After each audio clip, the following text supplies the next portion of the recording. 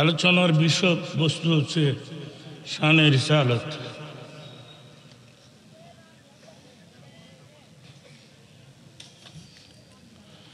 আল্লাহ পাক বলেছেন, আমি সর্বদা সকল ফেরেশতাদেরকে নিয়ে আমার হাবিবের নামে দুরূদ পাঠ করি। সুতরাং তোমরাও উচ্চ কণ্ঠে দুরূদ পাঠ করো।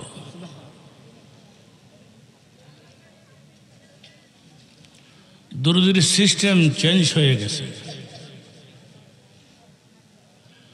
বক্তারা খালি কয় দুরূদ ইব্রাহিম, দুরূদ ইব্রাহিম।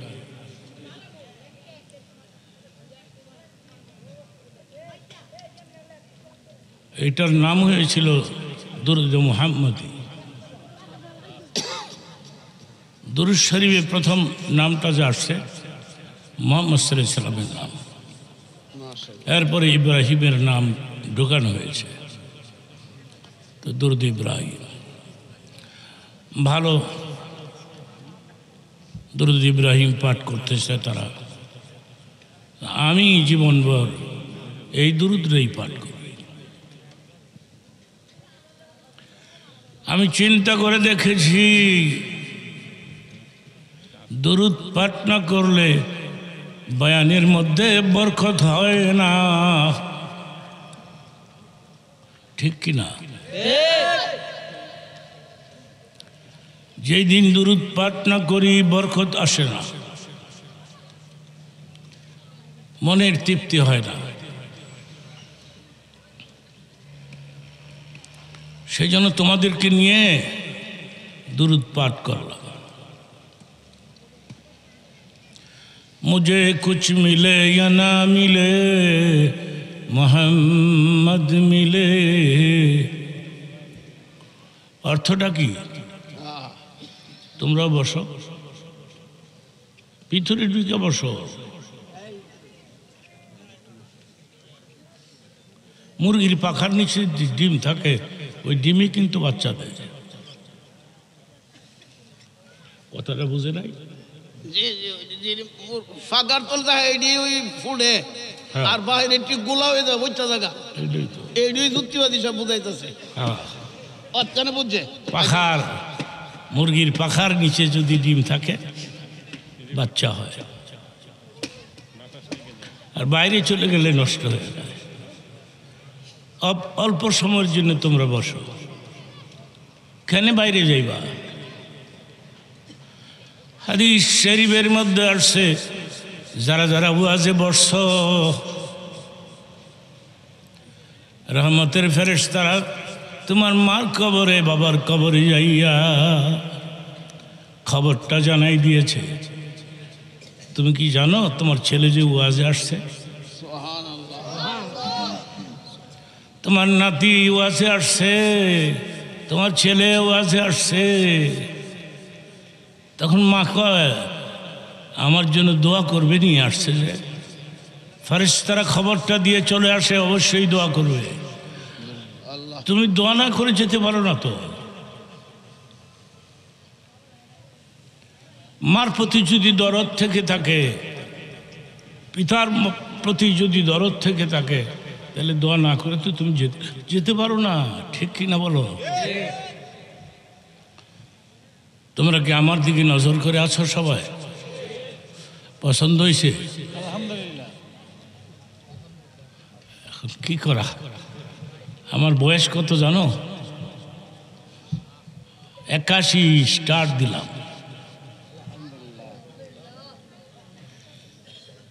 80 বৎসরের লোকটা কতক্ষণ বয়ান করতে পারবে? নুরি সাহেব ওনার ছেলে ওরা শখ করে আমাকে দাওয়াত করছে, সারাদিন ফোন করছে, হুজুর আপনার ওয়াজ লাগতো না, এলাকার লোকেরা আপনাকে দেখতে আসবে। এ কথা কি রাইট? রাইট।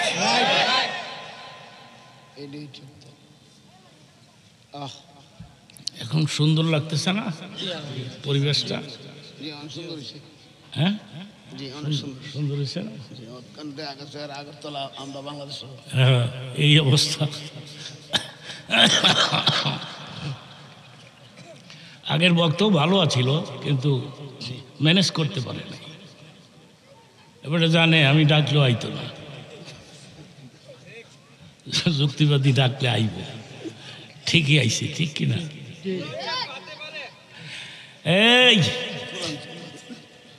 এইটা একটা যুক্তি।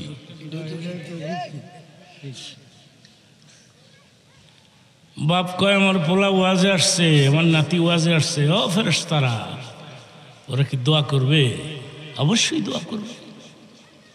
কাজে দোয়া না করে তুমি যাবে কোথায়, ভাগবে কোথায়? তাহলে মাকে বাদ দিয়ে দাও, বাবাকে বাদ দিয়ে দাও।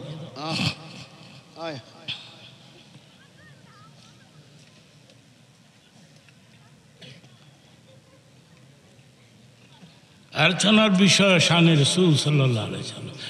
রসুলের শান বয়ান করে শেষ করার মতো নয়।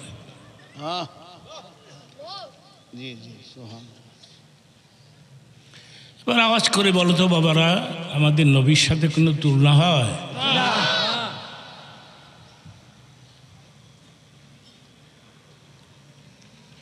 নবী কি তোমার মতো আমার মতো সাধারণ মানুষ?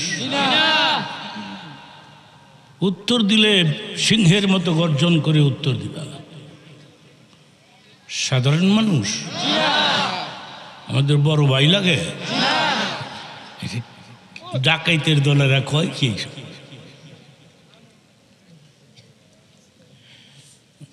নবীর সাথে কোনো তুলনা হয় না।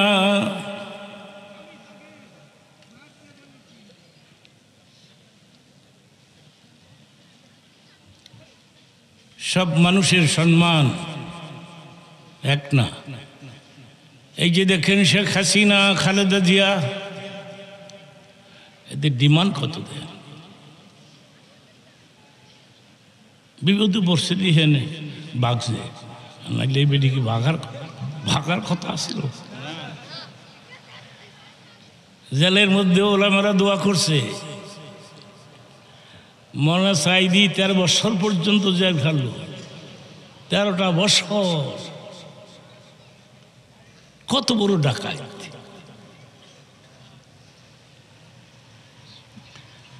এখন আমি যদি যাইয়া বলি লোকটারে গৃহবন্দী করে দেন, আমারও বন্দি করে দেব, এই ডরে আমি কোনো কথা কই না, চুপ ছিলাম।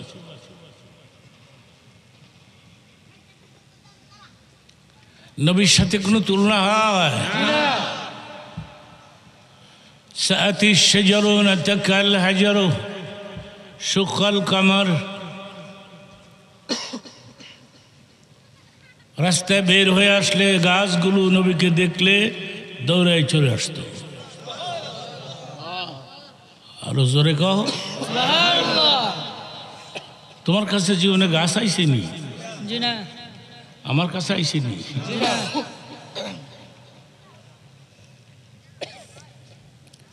সাহাবীরা বললেন আমরা নিজে দেখেছি গাছগুলো দৌড়ে আসছে, নবীর পাশে সালাম দিয়েছে।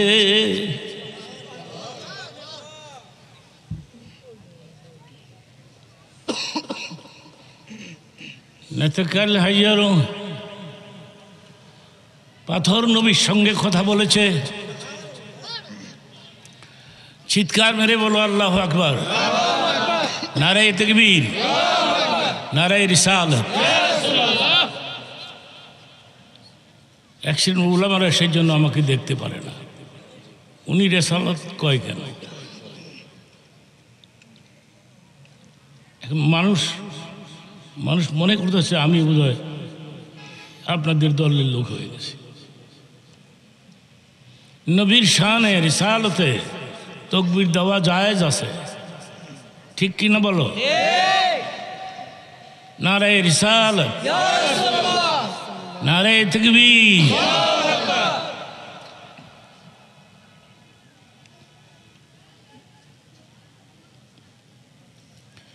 নাতাকাল হাজারু,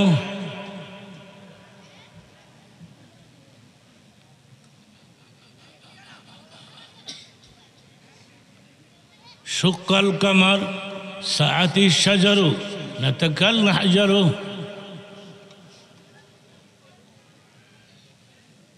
আবু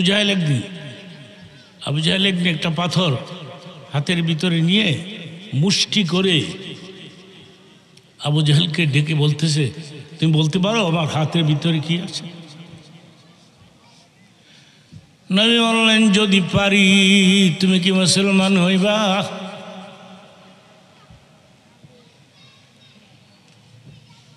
আবু জাহেল উত্তর দিল, বিবেচনা করব। শয়তান তো।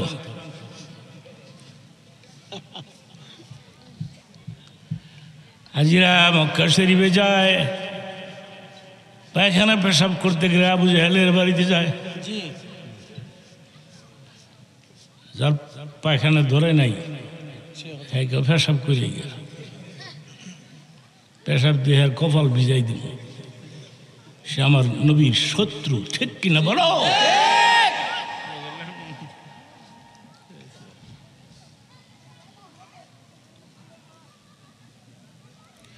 নাইতে গেলে হাজার পাথর। নবী বললেন, তোমার হাতের ভেতরে কি? আমি বলতে পারলে তুমি কি মুসলমান হইবা? বিবেচনা করবে। সঙ্গে সঙ্গে হাতের ভেতর থেকে পাথর বলে উঠল, আশহাদু আল্লা ইলাহা ইল্লাল্লাহ ওয়া আশহাদু আন্না মুহাম্মাদান আবদুহু ওয়া রাসূলুহু। সুবহানাল্লাহ।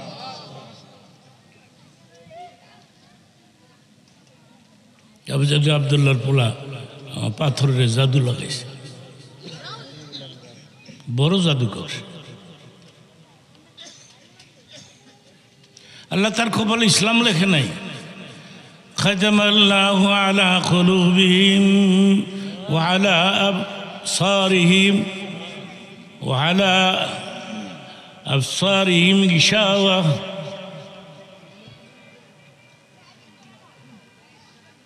এর কপালে তো ইসলাম লেখে নাই। একটা ছোট্ট ঘটনা বলবো, আমার দিকে নজর করে আসাও। হাদিস শরীফের মধ্যে আছে, ওলামায়ে কেরামের চেহারার দিকে নেক নজরে তাকায় থাকলে সগীরা গুনাহ মাফ হয়ে যায়। সুবহানাল্লাহ। আরো স্পিরিটে হওয়া উচিত ছিল। চিল্লায় বলো সুবহানাল্লাহ। আল্লাহর ওলির, আল্লাহর কোনো অলির কদম যদি এই গ্রামে লাগে, কোনো অলির কদম যদি লাগে, কমপক্ষে 40 দিনের জন্যে ওই গ্রামের মুর্দাদের খবর রাস্তা বন্ধ হয়ে যায়। ওলামাদেরকে রেসপেক্ট করবা, সম্মান করবা। আমাদের ঢাকাতে আমাদেরকে কাঠমোল্লা কয়, আমার বলে কাঠ দিয়া বানাইছে, কথা কয় না, খে কাঠ দিয়া বানাইছে।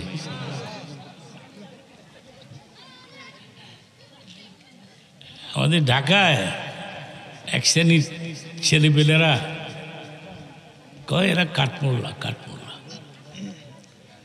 মহিলারাও আমাদের লাইক করে না, মহিলারাও লাইক করে না।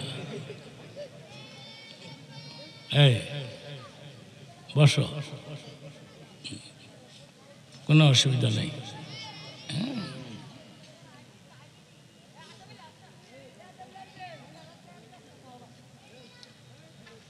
আচ্ছা, মহিলারাও আমাদের লাইক করে না, পুরুষেরা কাঠমোল্লা করে। ঘটনাটা বলবো?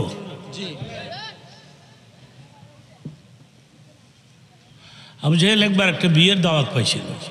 তো বিয়ের দাওয়াত পাইলে দেওয়া লাগে না কিছু, না দিয়া খাইলে চলে। তো চিন্তা করলো, আমি কি করবো, আমি লিডার মানুষ, একটা ভগবান দিয়া লাগে, একটা মূর্তি দিয়া লাগে। ভালো করে কালারিং করে রং টং দিয়া কান্দে লইয়া ছুটছে।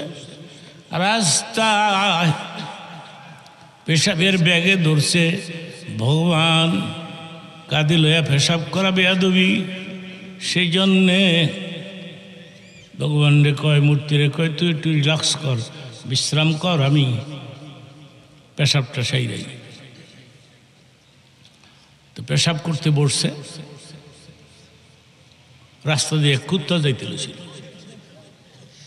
কুত্তা তো আল্লাহরেও চিনে, মূর্তি সূর্তি চিনে, এই ভগবান ভগবান। এখন বলতেছে যে কি করা যায়। কুত্তায় ভগবান চিনে না তো, একেবারে ভগবান সোজা ঠ্যাং তুলে দিছে, ঝারঝার কইরা ভগবানের গোসল কইরা লাইছে। আবু জলকে ব্যাপার কি রে, পেশাব করি সামনে, আওয়াজ দিয়ে পিছিয়ে হয়।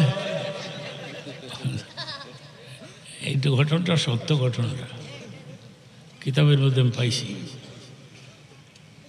আমার ওয়াজের বয়স চলছে 60 বছর। 60 বছর ধরে পৃথিবী ঘুরে ঘুরে আমি ওয়াজ করে বেড়াচ্ছি। এখনো বয়স 80 হয়ে গেল, এখনো ওয়াজ করতেছি। তোমরা বলো মাশাআল্লাহ।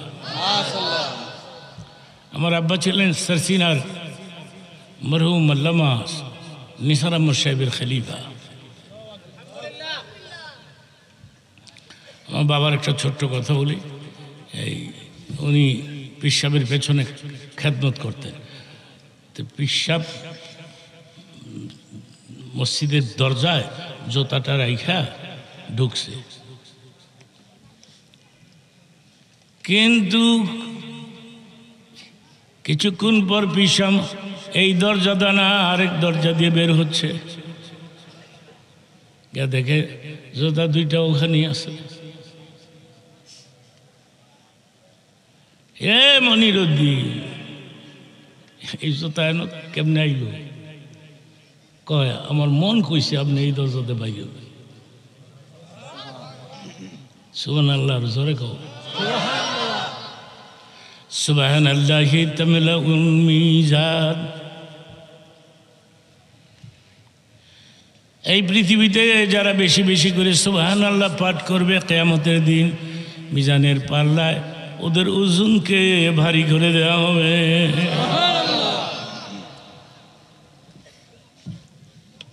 সুবহানাল্লাহ, আলহামদুলিল্লাহ, লা ইলাহা ইল্লাল্লাহ, সুবহানাল্লাহ, আলহামদুলিল্লাহ, লা ইলাহা। এতগুলি মানুষ, আওয়াজ হচ্ছে না, চিল্লায় চিল্লায় এই জিকিরটা করেন, সুবহানাল্লাহ, আলহামদুলিল্লাহ, লা ইলাহা লা ইলাহা ইল্লাল্লাহ। ইল্লাল্লাহ ধাক্কাটা বাম দিকে। কোন দিকে বাবারা? ইল্লাল্লাহ কোন দিকে মারবা? বাম দিকে। শয়তান জাসিমুন আলা কলবে বনি আদম, প্রতিটি মানুষের কলবে একটি করে শয়তান বসে আছে। প্রত্যেকের কলবে একটা করে শয়তান আছে। আমারও আছে। আমারটা যেমন সুবিধা করতে নাকি, ফজরের সময় আমার কয় তুই বক্তা না, কত মানুষের নামাজি বানাইছ, লরিস না, তুই গোমা। সেই জন্য আমার বেগম রে আমি ওই আবু জাহেলের কথাটা শোনাবো। বয়স বেশি হলে কী হবে, কথা তো ঠিক আছে বলতেছি। আবু জাহেলের ঘটনাটা শোনাবো আমি ওয়াজ করে। আপনাদের এখান থেকে কয়টায় যাব ঢাকা? কয়টায় যাব? 2:30 3টা। তখন আমি আমার বেগমরে ডাক দিয়ে জিজ্ঞেস করি, বেগম 6টার সময় ফজর না? হ্যাঁ। একটু কষ্ট করে সজাগ থাকতে পারবা? আমাকে একটু জাগায় দিতে পারবা? যদি পারো তাহলে আমি তোমারে জান্নাতে নিয়ে যাব। মহিলা মানুষ না, লোভ হইরা রাজি হয়ে যায়। কিন্তু উল্টাও হতে পারে যে আমার বেগম আমাকে জান্নাতে নিয়ে যাবে। ওয়াজটা বাসায় নিয়ে শোনায়ও।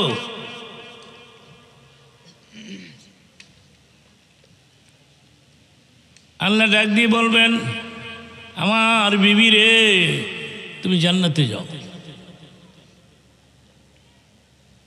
তুমি জীবনে 5 বার হজ করেছ, কতবার উমরা করছো, তুমি হাসতে যাও। আমার বিবি বলবে, আমি যাব না। কেন কেন যাবে না তুমি? আমার স্বামী কই? তোর স্বামী তো অসুবিধাত পড়ছে, ওয়াজ করছিল, ওয়াজের মধ্যে মাঝে মধ্যে ফালতু ফালতু কথা কইছে, আমার লাডারে ধরা পড়ছে, তোমার যাওয়া তুমি যাও। তখন বিবি বলবে, আল্লাহ গো, আমার স্বামী ছাড়া আমি যাব না, যাব। কথাটা শেষ হবে, চিল্লায় সুবহানাল্লাহ কম লাগবো এখন না, কথা শেষ হোক। এটা হাদিসের আলোচনা। তখন আল্লাহ বলবেন, ও ফেরেশতারা, হাসরের ময়দানে চক্কর মারতে থাকো, তার স্বামীকে খুঁজে খুঁজে বের করে দুজনকে একসাথে জান্নাত দিয়ে দাও।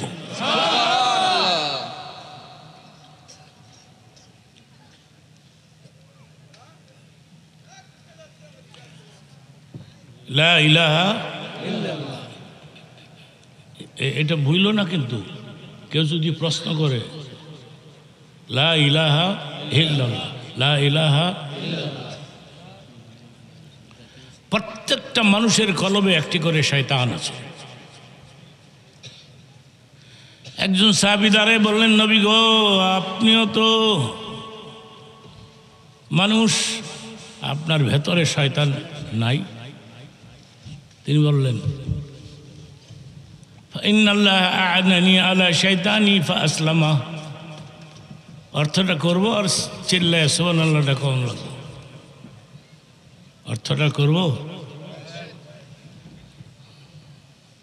নবী বলেছেন, আমার পেছনেও শয়তান আছে, তবে আমার শয়তানটা আমার কাছে কালেমা পড়ে মুসলমান হয়ে গেছে। চিল্লায় কও। গিডের মধ্যে লোকেরা দৌড়দৌড়ি করে কেন?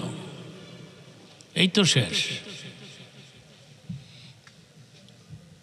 অসুস্থ অবস্থা আসছি, কতক্ষণ বলতেছি, শুধু তোমাদের খাতিরে। তোমরা আমার অপেক্ষায় আসো, ঠিক কিনা?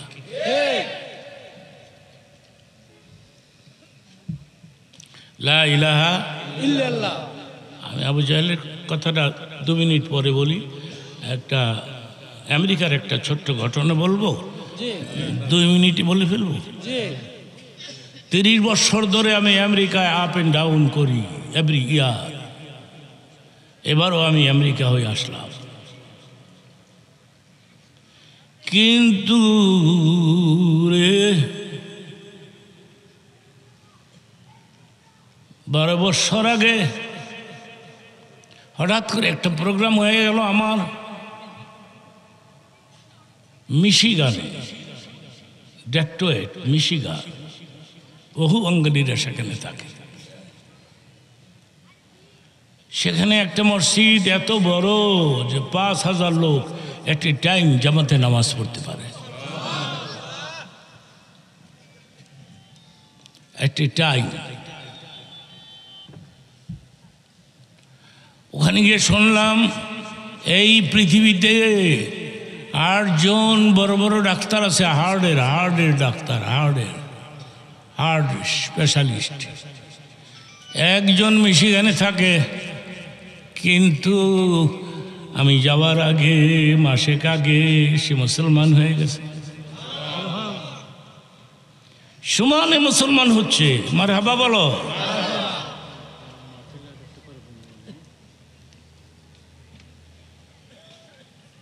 আমার বুকের বাম দিকে পেন হয়। আমার নিজের কথা বলি, মাঝে মধ্যে এই জায়গাটা ব্যথা হয়। ভাবলাম, হার্টের এত বড় ডাক্তার, মুসলিম হয়েছে মাত্র মাসেক আগে, বুকটা একটু দেখাই যায়। তো ফর্মের মধ্যে লিখছে মৌলানা মীর হাবিবুর রহমান, যুক্তিবাদী মুক্তিবাদী হয়ে দেশ নাই, মৌলানা মীর হাবিবুর রহমান। তা আমি যখন ঢুকছি হঠাৎ করে আমার দিকে তাকিয়ে বলতেছে, Maulana welcome, Maulana sit down please, আপনি বসে। আমি গিয়ে দেখি একটা ফেরেশতার মতো মনে হয়, এই পাগড়ি, এই শেরওয়ানি, এই দাড়ি। Maulana, are you read the holy Quran? তুমি কি কোরআন পড়েছ? আমি বললাম ইয়েস। কোরআন পড়ে থাকলে তাহলে কেন আসছো তুমি বুক দেখাইতে আমার কাছে? বুকের মেডিসিন তো কোরআনের মধ্যেই আছে। আলা বিযিকরিল্লাহি তাতমাইন্নুল কুলুব। মাওলানা, সকালে বিকালে তুমি একটু জিকির কইরো, জিকির করলে তোমার হার্ট মজবুত থাকবে। তোমরাই এই আমলটা করবা ইনশাআল্লাহ। আমি বললাম, ডক্টর, যে টুকরাটা তুমি পড়ছ ওটাকে আমি পড়ে শোনাবো? কই ইয়েস। তো বেটা তো সর্দি ধরে না, আমি একটু সর্দি আর শোনাইলাম আর কি। আলা বিযিকরিল্লাহি তাতমাইন্নুল কুলুব। মাওলানা, ভেরি টেস্টি, ভেরি টেস্টি। তুমি কি এই আমার কোরআন শরীফে একটা ছোট্ট সূরা তেলাওয়াত করে শোনাইবা? তো সূরা ইখলাস, কুল হুয়াল্লাহ সূরাটা আমি সুর দিয়া শোনাইলাম। আমারে বলছেন, ভেরি টেস্টি, ভেরি টেস্টি। মাওলানা, তুমি জানো আমার ভিজিট কত? আমাকে জানি, $500। তোমাকে মূল ভিজিটের থেকে $250 মাফ করে দিলাম। আমি বললাম, কারণ কি? তুমি কেন কনসিডার করলে এতগুলি টাকা? তুমি কোরআন তেলাওয়াত করে শোনাইছ না? মনে মনে গায়ে আরেকটা সূরা যদি শোনাইতে পারতাম তাহলে পুরোটাই তো মাফ হয়ে যেত, ফিনিশ হয়ে গেল। এরপর থেকে কি হইল রে? এরপরে আমার বুকের বাম দিকে যদি পেন হয়, ব্যথা হয়, 10-12 বার ইল্লাল্লাহর ধাক্কা মারি, 1 জররা পরিমাণ ব্যথাও থাকে না।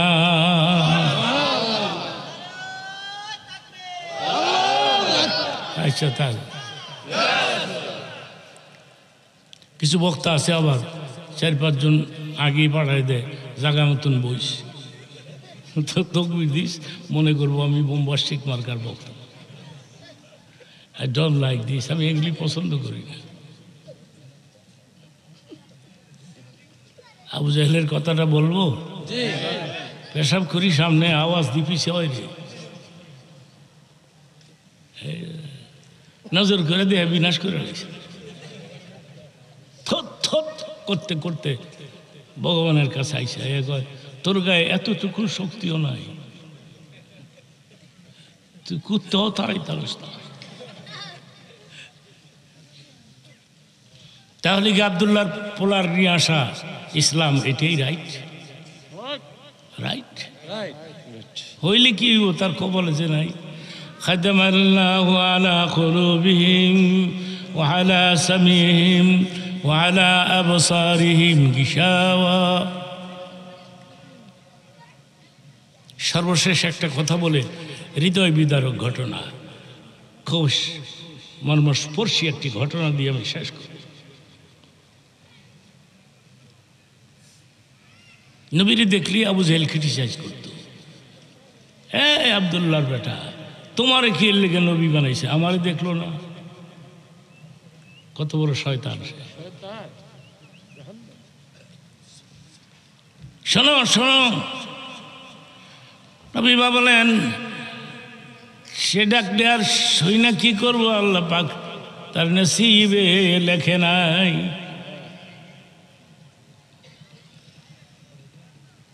দাঁড়াও দাঁড়াও বলতে বলতে একটা পাথর হাতে নিয়ে রসুলের পেছন দিক দিয়ে মেরে দিল।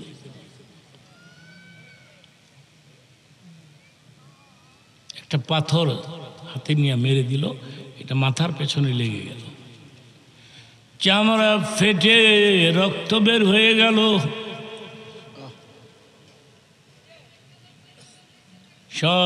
সবাই আমার দিকে তাকায় থাকো। রক্ত জড়ছে, মাথার পেছনে ঘা হয়ে গেছে, রক্তে গর্দনটা লাল হয়ে গেছে। নবীজি আস্তে করে পাহাড়ের গর্তের ভিতরে প্রবেশ করে বলতেছে, আল্লাহ গো, ইহদি কওমি ফাইন্নাহুম লা ইয়ালামুন, এরা তো বুঝে না। এ বেটা কি আমরা চিনে না তো, তুমি তো ইহদি কওমি, আমার কওমের লোকদেরকে তুমি হেদায়েত করে দাও। পাহাড়ের গর্তের ভিতরে নবী সেজদায় পরে কান্দে।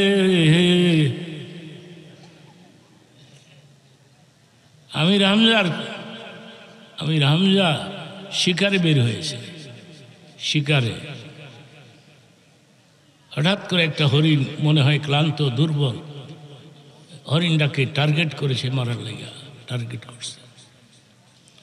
হরিণের জবান খুলে গেল, ডাক দিয়ে বলল, पकड़ने से मुझे तुमको क्या कम आएगा, मदद करने को जाओ तुम नबी मोहम्मद मुस्तफ़ा। दुश्मन ने आज उनको इतना इज़ा दी कि जिस पर रोता है वो खुदा का नबी। আমির হামজা, তোমার ভাতিজার মাথায় পাথর মেরে চলে গেছে নবী মোহাম্মদ পাহাড়ের গর্তের ভিতরে, আমাকে তুমি স্বীকার করবা কেন? আমি তো এমনি রওনা হয়েছি রসুলকে দেখার জন্য। এই খবরটা চাচির কাছে গেছে। চাচি দৌড়দৌড়ি করতেছে, কে কোথায় রে তোরা, কত বড় ক্ষমতা আবু জেহেলের মতো মানুষ। মোহাম্মদ আমিনের মাথায় পাথর মেরেছ, চতুর্দিকে ছড়িয়ে যা, মোহাম্মদ কোথায় আছে বের করে নিয়ে আস। অমনি আমির হামজা হাজির হয়ে গেলে স্ত্রী ডাক দিয়ে বলে, আমির হামজা রে ঘরে ঢুকতে দিব না। কি হয়েছে বলো তো, খুলে বলো ঘটনা। আব্দুল্লাহ যদি বেঁচে থাকতো, আবু জাহেলের ক্ষমতা ছিল, তার পোলার মাথায় পাথর মেরে চলে যাবে। আমি চতুর্দিকে লোক পাঠাই দিয়েছি, পাই না। আমি তোমাকে ঘরে ঢুকতে দিব না, তুমি ঘরে ঢুকো না। যে হাত দিয়ে পাথরটা মারছে, হাতের কবজাটা কেটে নিয়ে আসতে হবে এখন। আমি আবু জাহেলের হাতের কবজাটা দেখতে চাই।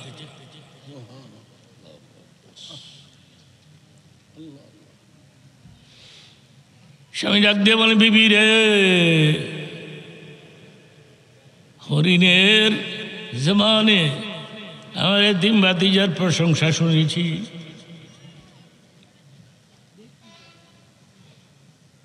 ঠিক আছে আমি যাব, আমি এখন যাব, মোহাম্মদকে সাথে করে নিয়ে আসবো তোমার কাছে। যাইয়া দেখে পাহাড়ের গর্তের ভিতরে সেজদায় পড়ে নবী কান্দে, ইহদি কওমি ফাইন্নাহুম লা ইয়ালামুন। আল্লাহ গো, তুমি আমাকে আর কত পরীক্ষা করবো, কত টেস্ট করবো আমাকে। এইটাই আমাদের নবী, চিল্লায় বলো মারহাবা। তারপরে কি হলো, ভাতিজারে তোর বাবা নাই তাতে কি হয়েছে, আমি আসি না? তোর চাচি কইছে এই আবু জাহেলের হাতের কবজাটা কাইটা লই যেতাম, কইছে আমাকে। আমি এখন যাব তোকে সাথে করে আবু জাহেলের বাড়িতে। নবী ডাক দিয়ে বলছে, চাচা গো, আবু জাহেল তো বুঝে না, চিনে না। তো চিনে না তো, তাকে মারলে কি হবে? এই ঘটনাটা কত হৃদয় বিদারক।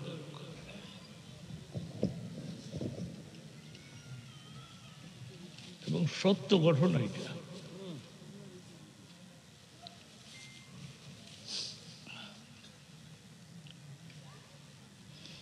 এরে মানলে কি হবে? ঠিক আছে, আমার চাচির কাছে নিয়ে যাও। বেরোয় আসছে দৌড়ে, দেখি কোন জায়গায় মারছে। আমি তোর চাচারে বলছি তার কবজাটা কেটে আনতে, আমি তাকে ছাড়বো না, ক্ষমা করবো না।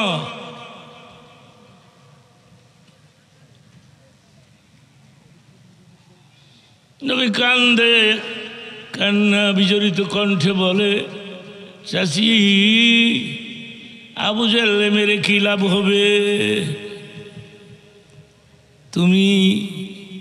তুমি আর আমার চাচা দুইজন যদি মুসলমান হয়ে যাও, তাইলে আমার আর লাগবে না।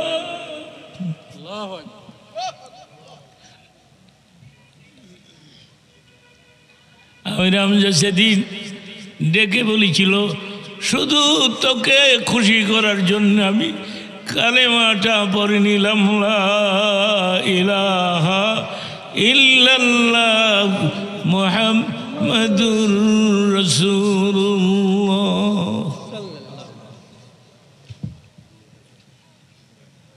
আমি হামজার কবর উহুদ পাহাড়ের নিচে।